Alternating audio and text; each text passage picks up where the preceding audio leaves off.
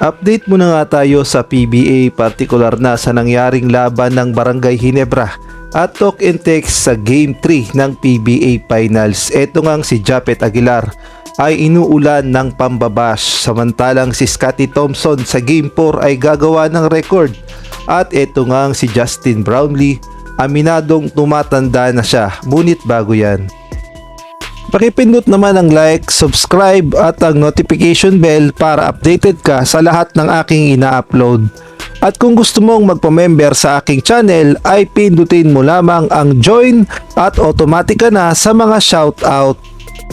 At shoutout muna nga tayo sa aking mga members na sila Jeffrey Cruz, Marcelino Junior Cruz, Tirso Maceda Tirs, Nel Herbito, Jenna Domingo, Giovanni Francisco, Marlo Bungalbal, Chodoro Alonso, Mario Martir, Ronald Berbosidad, Salva Torres, Catherine Vigilla, Jobel Orot, Kuya Moto TV, Jamie Amadar. Inuulan nga ngayon ng pambabatikos itong si Japet Aguilar matapos ang naging performance niya kagabi sa Game 3 kontra sa talk and text. Marami kasi ang nagsasabi na lagi na lang daw naagawan ng bola itong si Japet Aguilar at tila ba'y wala daw sa sarili at napakalambot na.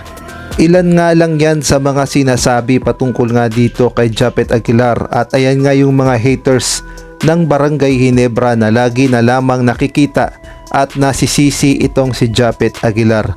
Ngunit kung ating babalikan, lalong lalo na nung prime ni Japet Aguilar, ay masasabi nating napakagaling talaga na player ito at maaasahan talaga ng Barangay Ginebra. Hindi naman talaga maiiwasan na ang isang player ay nagkakaedad na at napapagod din, at aminado din naman si Coach Tim Cone na masyado niyang nababad itong si Japet Aguilar, Scotty Thompson at Justin Brownlee, kaya naman humingi siya ng pasensya dahil masyado niyang nabigyan ng minuto ang tatlo.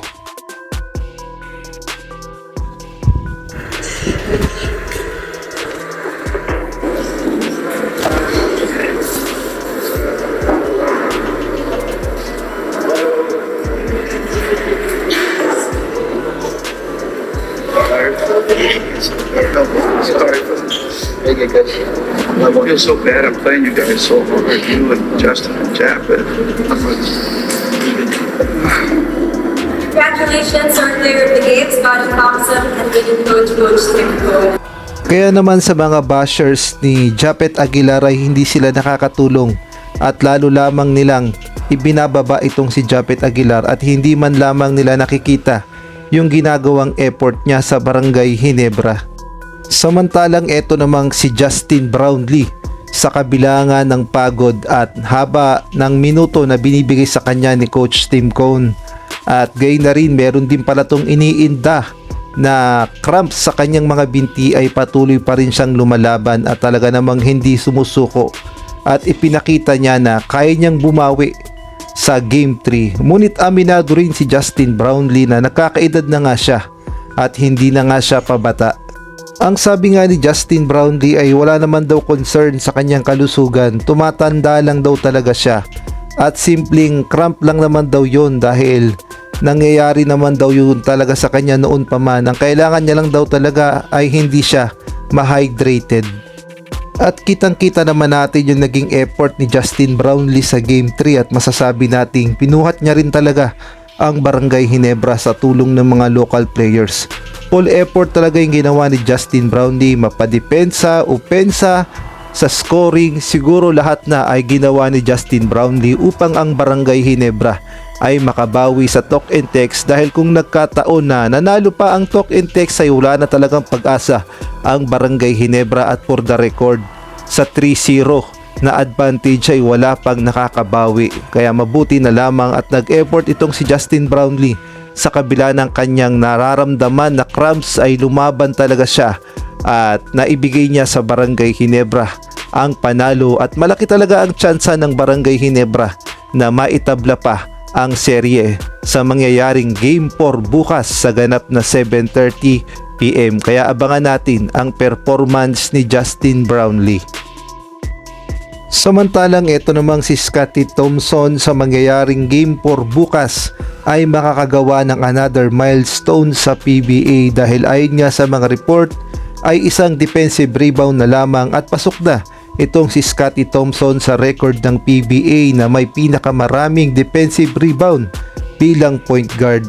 Halos pumapangalawa na nga siya dito sa The Legend Robert Jaworski at ay na rin nga yan sa naging report ng Manila Bulletin Sport. Ang sabi nga dito, Ginebra star Scottie Thompson continues his ascent in the record books as he is one defensive rebound away to become the second fastest guard to reach the 2,000 mark next to the PBA great Robert Jaworski Sr. Kaya naman abangan na lang natin kung makukuha ni Scottie Thompson ang kanyang bagong record na 2,000 defensive rebound.